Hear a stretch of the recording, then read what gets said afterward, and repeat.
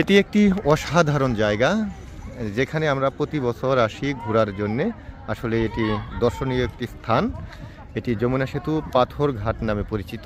এখানে লঞ্চ, অনেক বড় বড় লঞ্চ এখানে ভিড়িয়ে রাখা হয় এবং এখান থেকে আবার লঞ্চের ভিতরেও অনেক ধরনের কাজ করা হয়, যেগুলো রাস্তার কাজে, বিভিন্ন শিল্প কাজে ব্যবহার করা হয়। আপনারা এখানে দেখতেই পাচ্ছেন যে অনেক বড় বড় যন্ত্র এখানে রয়েছে এবং ঈদের বিশেষ সময় এই জায়গাটি পাবলিকদের জন্যে ছেড়ে দেওয়া হয় ঘোরাঘুরি করে দেখার জন্যে।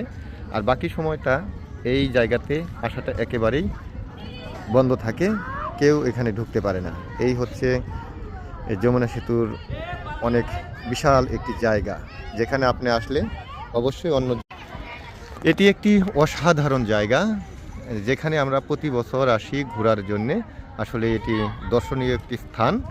এটি যমুনা সেতু পাথর ঘাট নামে পরিচিত।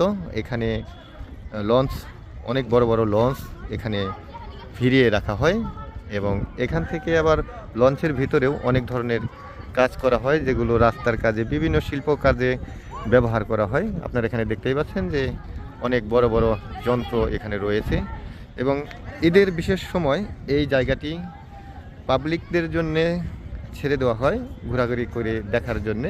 আর বাকি সময়টা এই জায়গাতে আসাটা একেবারেই বন্ধ থাকে, কেউ এখানে ঢুকতে পারে না। এই হচ্ছে যমুনা সেতুর অনেক বিশাল একটি জায়গা, যেখানে আপনি আসলে অবশ্যই অন্য জগতে হারিয়ে যাবেন।